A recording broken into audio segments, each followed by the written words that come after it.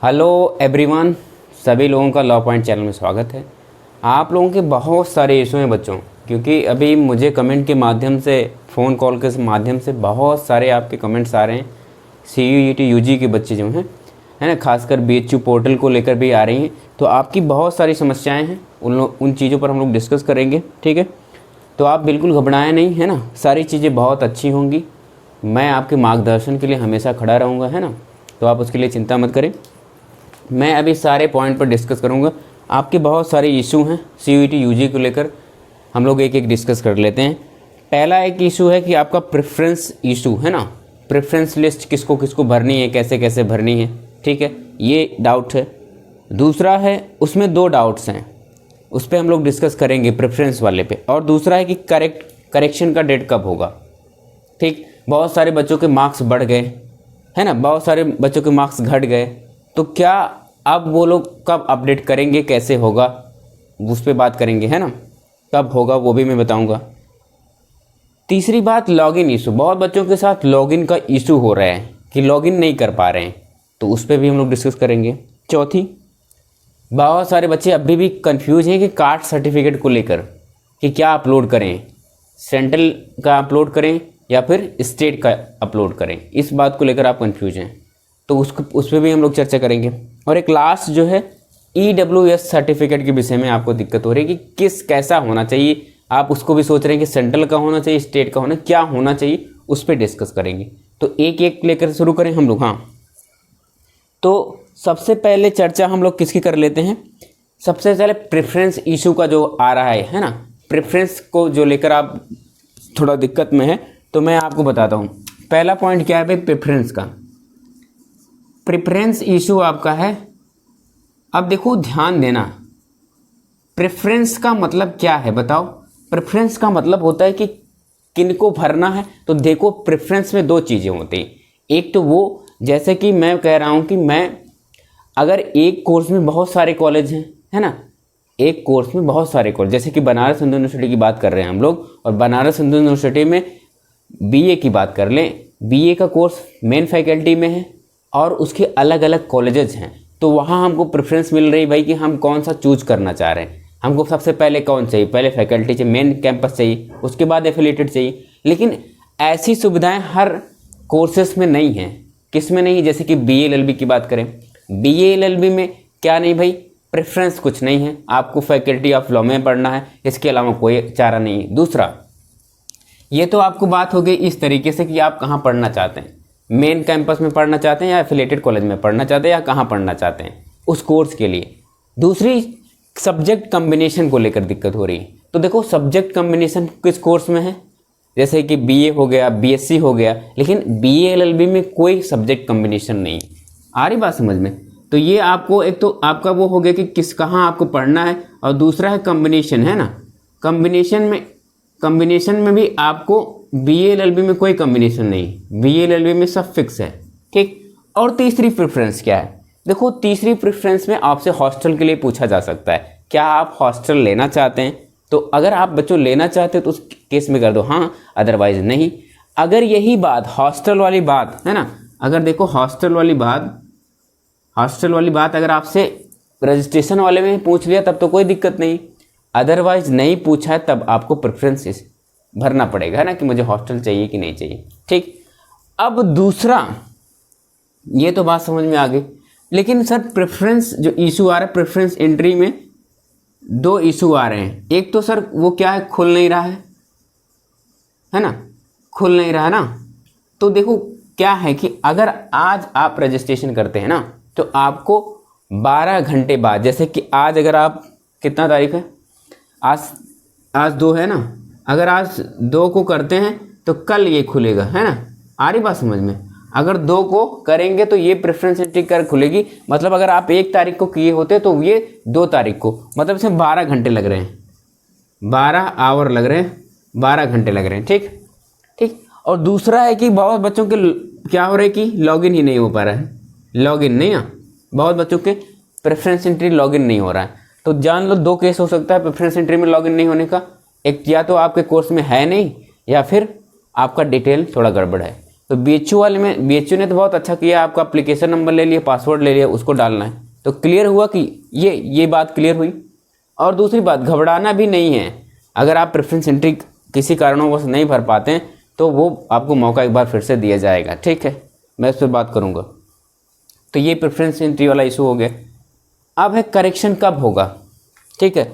दूसरा है कि सर मार्क्स तो हमारे बढ़ गए ना, मार्क्स हमारे जो है वो बढ़ गए या फिर घट गए, तो अब क्या करें, उसको अपलोड कैसे करेंगे। तो उसके लिए बच्चों आपको टाइम मिलेगा। वो टाइम निर्धारित किया गया है 6 से 8 अक्टूबर के बीच में ना, 6 से और 8 अक्टूबर के बीच में, 8 अक्टूबर के बीच में आप जाकर इसको करेक्ट कर सकते हैं। तो वेट करिए, कोई दिक्कत वाली बात नहीं।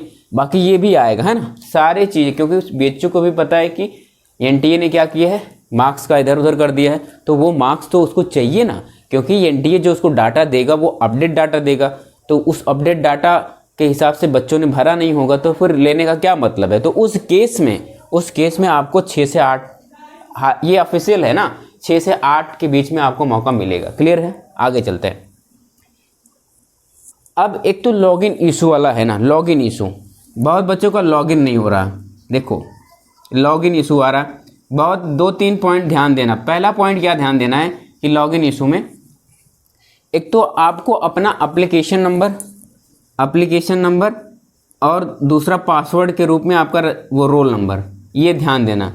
पासवर्ड के रूप में आप जो पासवर्ड डाले थे CUET UGM वो नहीं चलेगा, भले ही कुछ दूसरे यूनिवर्सिटी में वो चला हो, लेकिन यहाँ आपको एप्लीकेशन रोल नंबर डालना है। ये पहली बात, बहुत बच्चों ने इसको, तो ये बहुत बच्चों ने ध्यान दे लिया। दूसरा, आपको BHU की बात करें, BHU में आप जब साइट पे जाएंगे तो 21 वाले में मत जाइएगा। 2021 का भी पोर्टल पड़ा है, वो लिखा है काउंसलिंग पोर्टल, तो उस पर में नहीं जाना है, उसमें लिखा रहता है 2021। आपको शुरुआत में ही 22-23 लिखा हुआ, उस पर जाना है। तो वहाँ जब जाएंगे तो बच्चों फिर यहाँ दो बातें होती।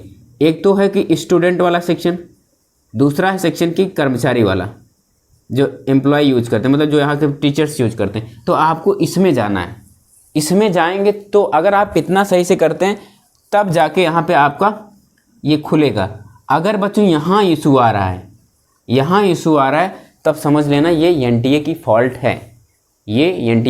है, कि लेकिन ऐसा BHU के केस में तो नहीं होना चाहिए, क्योंकि BHU ने बहुत ही अच्छे तरीके से इसको दिमाग लगा के सोचा कि हम ना क्यों बच्चों के एप्लीकेशन नंबर और रोल नंबर मांग लें। ये तो उनका करेक्ट है, क्योंकि एप्लीकेशन करेक्ट था तभी उनका एडमिट कार्ड आया था, और एडमिट कार्ड में जो रोल नंबर दिए वो भी सही था, इसलिए बच्चे एग्ज़ाम दे पाएँ। इसका मतलब दोनों ठीक हैं। उनको ये भय था, BHU को ये भय था कि अगर हम लोग शायद पासवर्ड लेते हैं तो मिसमैच डाटा हो सकता है, कुछ बच्चे छूट जाएं, इसीलिए उन्होंने बच्चों क्या कर दिया कि आपको एप्लीकेशन और रोल नंबर ले ली। ये बहुत अच्छा डिसीजन था। तो इस केस में अगर यहाँ भी अगर आपका दिक्कत हो रहा है, नहीं खुल रहा, तो उस केस में तो समझ लेना अब वो खुलेगा भी नहीं, क्योंकि NTA ने अगर डाटा एक बार इधर हो गया तो दिक्कत है। इसके लिए आप मेल कर सकते हैं, ठीक, इसके लिए आप मेल कर सकते हैं। क्लियर है। तो अगर आपका रजिस्ट्रेशन हो जाए, है ना, और मुझे पूरी उम्मीद है कि ये ऐसा नहीं होगा, क्योंकि BHU में ऐसा हो ही नहीं सकता, क्योंकि यहाँ से हम लोग रोल नंबर एप्लीकेशन नंबर से ही काम कर रहे हैं ना। तो वेट करिएगा, और आज से ही आप सही से फॉर्म भरेंगे तो शायद खुल जाए। अगर आज नहीं खुला, कल सुबह से ही वो सारी चीज़ें हो जाएंगी, नोटिस वगैरह आएगी डेट बढ़ाने की, ठीक है। अरे आप ट्राई ज़रूर करिएगा, ठीक। तो दूसरा, ये आपका तीसरा इशू सॉल्व हो गया। चौथा इशू है कास्ट सर्टिफिकेट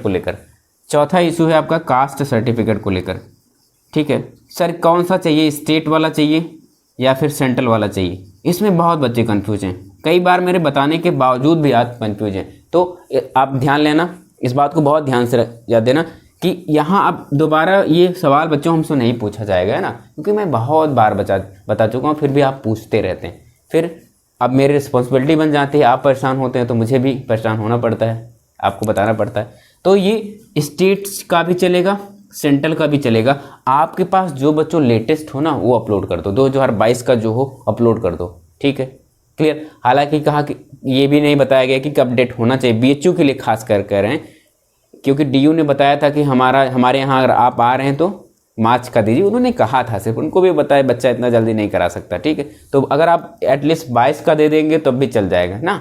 लेकिन आप प्रयास जरूर करेंगे कि लेटेस्ट बनवा लें। अगर नहीं हो पा रहा है फिर आपके पास लास्ट ऑप्शन है कि जो है वही अपलोड कर दिया जाए।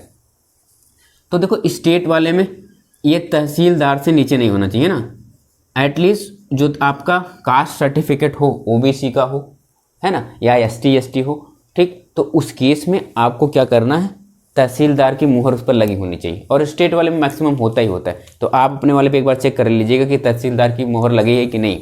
आपका तहसील से ही कास्ट बनता है ना स्टेट का, तो एक बार जरूर चेक करें। बाकी सेंट्रल का है तो कोई दिक्कत ही नहीं, सेंट्रल वाला भी दे सकते हैं ना। तो जो भी आपके पास अवेलेबल हो उसको लगा दो, ठीक, क्लियर है सभी को। अच्छा, अब पाँचवा चलते हैं। पाँचवा है EWS। EWS सर कहाँ से लगवाएं, सेंट्रल वाला लगवाएं कि स्टेट वाला लगवाएं, है ना, ये भी सवाल है आपके पास। तो बच्चों ध्यान देना, EWS जो होता है वो सेंट्रल का नहीं बनता, वो आपको स्टेट से ही बनवाना। अपने तहसील जाएंगे, EWS आपका बन जाएगा ना। उसके लिए भी 7 से 8 दिन लगते हैं। आपके पास आपने अगर बनवा रखा है तो बहुत अच्छी बात है, उसको अपलोड कर दो, कोई दिक्कत वाली बात नहीं। और लास्ट में एक बात मैं कहूँगा, अगर आपके पास कुछ भी नहीं है तो जो है अपलोड कर दो भाई। आपके पास अब कोई ऑप्शन है नहीं, तो जो है वो अपलोड कर दो, ठीक है। आ रही बात समझ में, ठीक। तो ये बात समझ में आई, क्लियर है। अच्छा, आपको एक इशू और है कि सर मार्कशीट और सर्टिफिकेट में अंतर क्या है। देखो, मार्कशीट जो होती है उस पर आपके नंबर दिए रहते हैं ना, सिर्फ नंबर दिए रहते हैं, कितना कि कौन से सब्जेक्ट में कितना पाए, टोटल परसेंटेज। और जबकि सनद में, जिसको हम लोग सनद बोलते हैं ना, सर्टिफिकेट बोलते हैं, प्रमाण पत्र बोलते हैं, वो ये बताता है कि भाई आपने हमारे यहाँ हाई स्कूल उत्तीर्ण कर लिया है ना। उसमें लिखा रहता है फर्स्ट डिवीजन से उत्तीर्ण किया, सेकंड डिवीजन से उत्तीर्ण किया, तो दूसरा वो मिलता है, वो जो आपको मिलता है फॉर्मेट, है ना, तो वो आपका सर्टिफिकेट होता है, मार्कशीट और सर्टिफिकेट। लेकिन कई बोर्ड्स ऐसे हैं जो मार्कशीट और सर्टिफिकेट दोनों मर्ज करके देते हैं ना, तो उस केस में आप स्कूल से पूछिएगा अपने जो विद्यालय में, तो आप पूछिएगा कि सर क्या मेरा मार्कशीट और ये सर्टिफिकेट दोनों एक ही हैं। अगर वो बोले हाँ, तो वो आप जहाँ सर्टिफिकेट मांगे चाहे मार्कशीट मांगे, तो उस केस में वही अपलोड कर दीजिए। ये सभी क्लियर हुआ कि नहीं, ये सर्टिफिकेट वाला इशू है ना। अब आप सोच रहे हैं कैरेक्टर सर्टिफिकेट, तो कैरेक्टर सर्टिफिकेट भी देना है लेकिन एग्जाम के बाद, है ना, मतलब कि आपके एडमिशन के बाद। आपको एडमिशन के बाद क्या क्या देना है ना, एडमिशन के बाद आपको कैरेक्टर चरित्र प्रमाण पत्र, कैरेक्टर सर्टिफिकेट, माइग्रेशन या फिर टीसी के, है ना, ट्रांसफ़र सर्टिफिकेट, ये दोनों चीज़ें आपको देनी होंगी, ठीक। तो ये पूरी आपकी जो प्रॉब्लम थी मैंने बहुत अच्छे से डिस्कस कर लिया है। आई होप कि ये आपको जान के बहुत अच्छा लगा होगा कि आपको फिर से मार्क्स बढ़े हुए हैं, करेक्शन डेट मिलेगा, जो भी है सबके लिए आपको करेक्शन डेट मिलेगा। तो घबराएं बिल्कुल नहीं, है ना, स्वस्थ रहें, मस्त रहें और टेंशन से दूर रहें, ठीक है। बाकी कोई दिक्कत होगी मुझे ज़रूर बताएंगे, है ना। और आप हंसते रहें, मुस्कुराते रहें, ये मैं हमेशा चाहता रहता हूँ, है ना। लेकिन क्या है, परिस्थितियाँ हमें कभी हंसने और मुस्कुराने का मौका हमेशा देती रहती हैं ना। फिर भी जैसी परिस्थिति में अगर, लेकिन हमको सीखना चाहिए, हंसना हमें सीखना है, रोना तो हमें कभी भी आ जाता है ना, लेकिन हंसना हमें सीखना है, ठीक है, ठीक है। तो लेकिन अब जो बच्चे क्या हैं भाई, जो बच्चे नए हैं वो चैनल को सब्सक्राइब कर लेंगे, जो बच्चे पुराने हैं वो बच्चे इसको शेयर करेंगे, ठीक है। ये आपकी रिस्पॉन्सिबिलिटी है, ठीक। तो बच्चों मिलेंगे फिर से, हंसते रहें, मुस्कुराते रहें। Thank you.